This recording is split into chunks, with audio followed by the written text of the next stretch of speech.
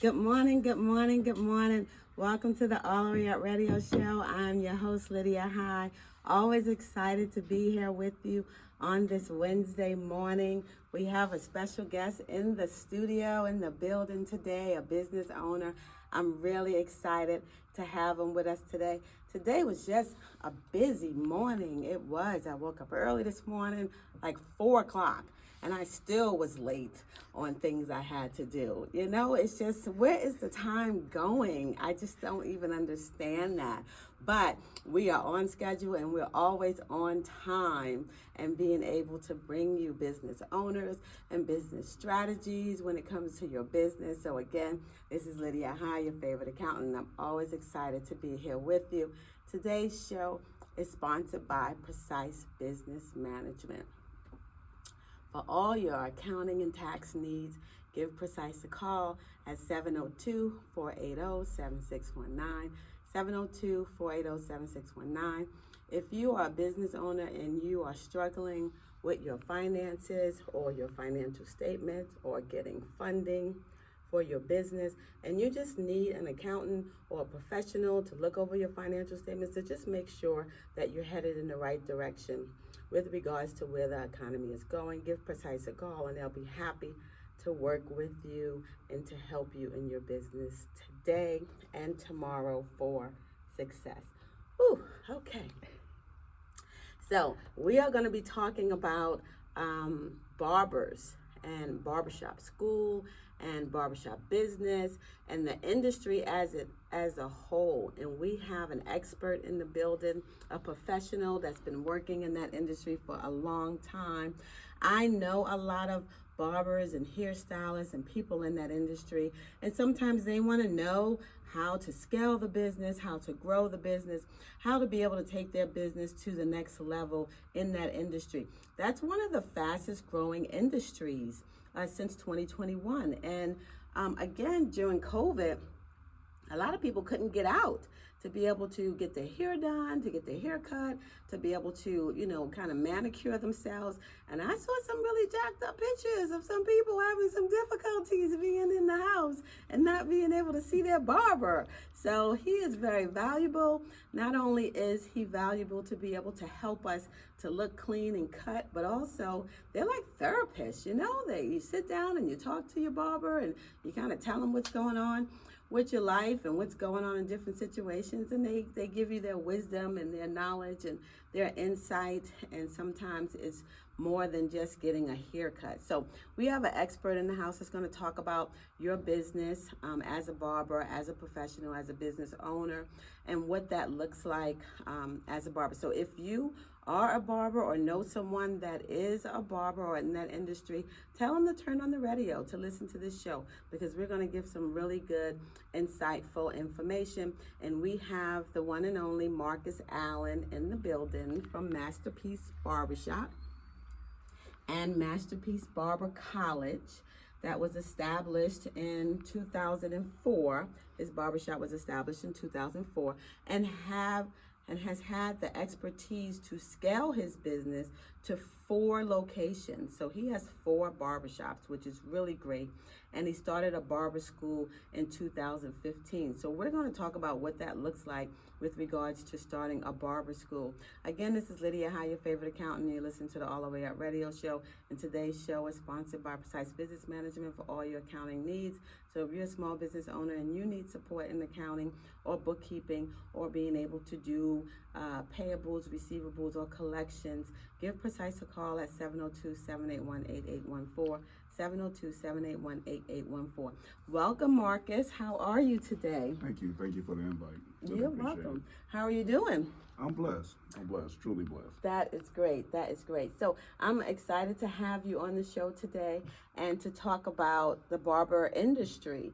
So you've been in the industry for a very long time. Have you seen the industry kind of grow, scale up and down? What is your experience in working in the industry since 2004? That's almost 20 years? 20 years next year for the shop. So I've been a barber for 27 years. Okay. So when I first started out the business was barbering was always good. Mm-hmm. And we go back to the older barbers and the ones was before me, that they also had some real good lives that they lived and actually purchased things, purchased property, houses, and things like that. So the Max and the Booker and the Dixons and all that had bought and purchased their own property and purchased their own barbershop. They had already set the trend for us as younger barbers coming up. Right. You know, and it's a good paying career, a change of a career, change of your life, your lifestyle. You know, and like you say, we most definitely like therapists because a lot of our individuals. Our customers, I ain't say individual, our customers actually come to us about a lot of situations and actually talk to us. And like they say, they would be more so with their barbers than they would be with a mate, a marriage, or something like that. They would have a divorce before they'll break up with their barber. Right. It's just like being an accountant or a tax person. Anytime I sit down with my tax person, they always say, Lydia, you're a part of the family. You're like a member of the family. You know all our information. So absolutely, that is so critical. So I wanted to kind of dive into the barber industry. How do you see the industry going, and with all the AI and technology, how do you see it evolving?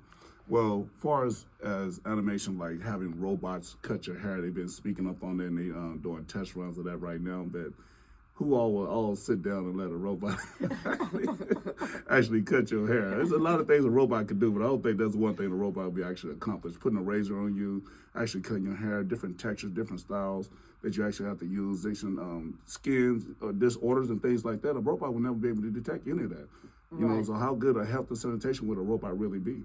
Right. So you're saying as far as AI in that industry, it has a long way to go to be able to get to a point where it's kind of replacing the barber today. So what that being said, we will be one of the last trades that they'll actually be replaced, to be replaceable, I would say.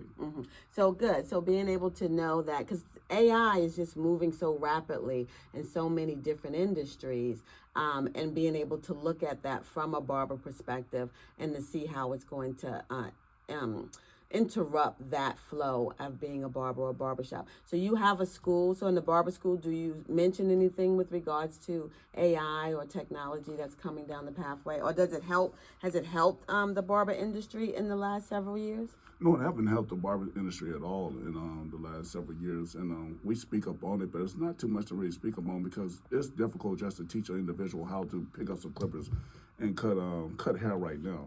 Let's know a robot coming to take over and actually doing it for you. So it's not so much of a topic inside the school. You know, we know it's coming and know one day it'll be soon, but like I say, no time soon for that at all. Right. You know what I'm saying? Right. So what are some of the strategies as far as being a successful barber? How long does it take before you become that successful barber, or the barber that you know can cut hair professionally? Well, the first part of it is learning your trade. That'd be the first part. Overall, health and sanitation is very important. That's what a lot of barbers and a lot of cosmetologists kind of like fall short on is health and sanitation. And due to when COVID come out, it's very important. We realize how important it is because we can easily pass something on quickly inside the barbershop because we see so many clients on a daily basis. So therefore, it's real good with that. And then second of all, the industry itself is trendy. So it's very trendy, and it's on the uprise right now because everybody's getting into it. Everybody's like paying notice to barber. And barber's almost like a celebrity now.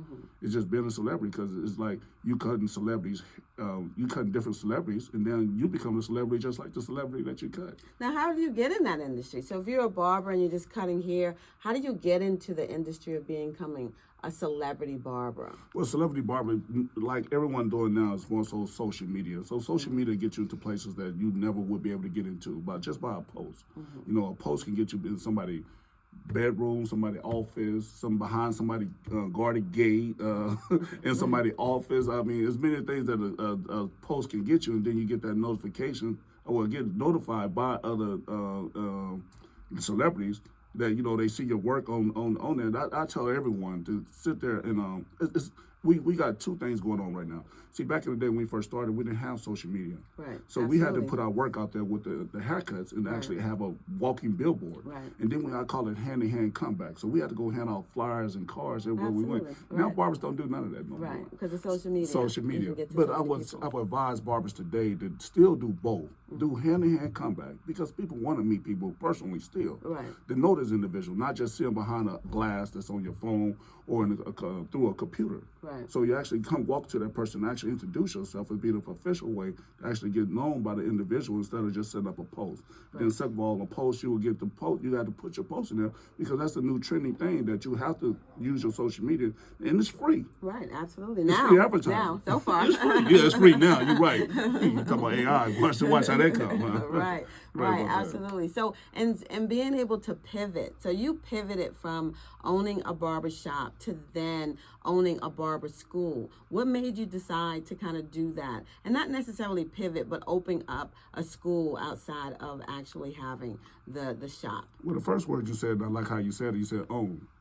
Right. And that's what we got to get more into, owning. Right. Instead absolutely. of renting. Absolutely. So it's the difference between renting and owning. So if we say we own our business, Right. but do we really own our business? Right. I was just at an African chamber event, and it was a lot of Africans there from Nigeria, and they mentioned that, and it was like, in America, you guys rent. So you rent your property because you have a mortgage. You rent your car because you have a car note. You rent everything. So do you really have a free life? Because in Nigeria, and I'm not sure if that's true because I've never been to Nigeria, but what he stated was in Nigeria, they own their property 100%. They own their vehicles 100%. So in America, even though when you look at the perspective of ownership, we still have a mortgage, we still have property tax. So do you really own anything when you look at it? But from a perspective on which we're talking about today is saying that from renting, you have no part in that ownership at all. So even if you do have a mortgage, you have a percentage in that ownership that you can receive the equity back, and you can receive equity back for that asset. Yes. But so that gives you more Leverage. value Yeah. and more leverage on your ownership of some type of asset. So again, renting, as you said, renting from a local commercial property with regards to your barbershop. You suggest that they own the building or own or have a stake in that? Well, we're not properly trained or taught on. We mostly into renting. And that's what we think that we can't afford to actually buy a building. That we need to go deeper into our thoughts and then figure out. And we figured out everything else. We can figure out how to buy a building, purchase a building. Absolutely. And it's not hard as everybody think it really is. Right. You know, and we think it's more easy to just go in there and say, hey, I got first month rent and I signed this lease, and this landlord is giving you a lease, and that lease is not for you. That's his lease, Right. her lease. Absolutely. It's not for you, it's for them to Right. protect themselves from you as a rental. Right. So Absolutely. therefore, we think that, like I say, that's more easier. We think that's more easier. And let me use this as an example. That and I'm not trying to toot my own horn, and I'm not boasting or bragging. It's all due to God, and I thank God for it all. But the building that I'm in with the barber school that I'm in, I was in that building back in 2015, and I kept asking the owners, hey, let me buy this building, let me buy this building. I kept asking over and over, let me buy this building. Oh, no, we're not selling. So we went on for 5 years. We requested to buy this building, and then I only had a 5-year lease. Right. And then they came right after the 5-year lease was up. They said, well, you know what, we're interested in selling all our property in Las Vegas. We're going to liquidate all our property. That's and are you wonderful. still interested in purchasing the building? And I say, oh, most definitely. And then I say, well, now how am I going to get myself in shape to actually purchase this building? Absolutely. Because this is a little far distance than buying or purchasing a house. Absolutely. So therefore, I had to do my research on how to purchase a building at this cost that I never have purchased something that big before. Right. So let me ask you. So do you think that in doing that, because there's a lot of barbers, and I, as an accountant, believe in planning. So I always tell people, if you're looking to purchase anything, any type of asset, commercial or personal, you want to be able to plan out to do that, to give yourself some time to prepare, because there are financial documents that are required that you want to make sure that you have in Yes. place. So with that in mind, did you get a partner? Do you suggest that if you're looking to do that, to partner with someone, or to be able to just try to do it yourself? Because there's a lot of barbers out there that may be looking to purchase the building they're in. What would be your suggestion? To go get other partners to do it, or try to go in on Okay, your back own? to the first question before then. I just want to share this right here.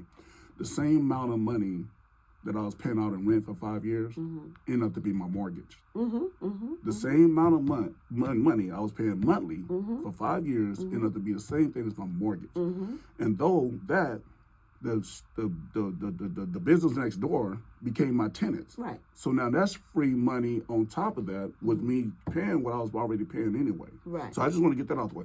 Now let's go back to the question. Is you were saying partner. Well, God is the only partner I ever had. Right. Okay. I don't have no other partners. And I'm not saying it's not good or bad to have a partner. You must need a partner to succeed in life. Most definitely get you a partner. Right. If you can do it all yourself and do your planning, your proper planning yourself and do your research, I would advise you to do it yourself, or you will never have to, because a lot of times partnerships fall out. Yes. But me and God never going to fall out. Absolutely. That is absolutely true. And again, I do agree. If you are in a good financial position to be able to do it yourself, absolutely. You want to do that. We say in financial position, you say planning, it all starts with, first, let's learn our craft. Let's learn our craft. Let's build our clientele. Let's be consistent in what we do. And then let's start saving. But we saving for a goal to purchase, not to win. So now we have a reason for everything we're doing. So therefore, it should motivate you more every morning to get up and get to work and actually sit there. Don't leave. It's slow. Everybody want to leave out the shop. I'm leaving. It's slow. No, it's not slow. You slow. Mm-hmm. What did you do to make it better today? Did you go out there and hand-to-hand comeback? Did you put a post up? Did you do something? That you have a goal and you have something that you're trying to reach. Like I say, once again, it motivates you to do better. Absolutely, absolutely. So what made you decide to open up a school?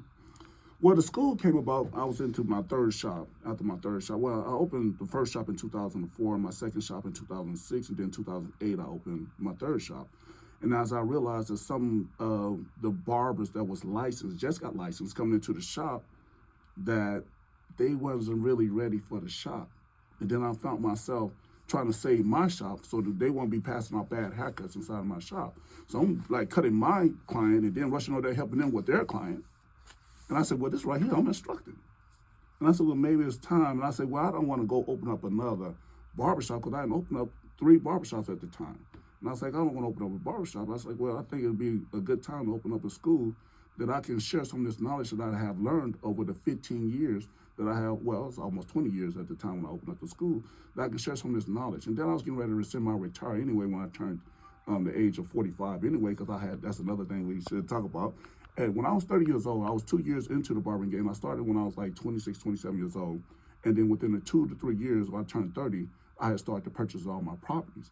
When I started purchasing all my properties, I had put 15-year loans on my properties because I wanted to retire when I was 45. So let me ask you this question. So with regards to the barber, again, this is Lydia High, your favorite accountant. You listen to the All the Way Up radio show. And today we're talking to Marcus Allen. He is a barber expert, master barbershop, and also has a school for barbers. So if you are looking to get into that industry and you're looking to become a barber and just use all the tools and techniques that he's given us today on how to be able to craft your skill, to plan, and then go into ownership as a barber, and to be able to continue to be motivated and work your trade and what you're in, as he stated earlier today. If someone's coming in and in an industry that you're in, if it gets slow, you have to look at other areas in which you can promote your business. So again, this is Lydia High, your favorite accountant, and today's show is sponsored by Precise Business Management for all your accounting and tax needs. And every week we spotlight a business, a small business in the community. So if you are a small business owner and you want to be spotlighted on the show, give us a call or reach out to our social media on Facebook, Instagram, or go to our website at preciselv.com and let us know your type of business, and we will spotlight you on our show. Today we're spotlighting AA Printing for AA Printing service for all your printing needs. Go to AA Printing, and the address is 4800 South Maryland Parkway, right across the street from UNLV. So if you're just starting a business and you need postcards or business cards or flyers or anything that you need to help promote your business for you to stand out, go to AA Printing, ask for John. He's amazing in what he does, and he is a sponsor of Precise Business Management and the All the Way Up radio show. So again, you listen to Lydia High, your favorite continent. We're talking to Marcus Allen at Masterpiece Barbershop and Masterpiece Barber School, and he was telling us about the college. So if someone is interested in going to the college or attending the college to be able to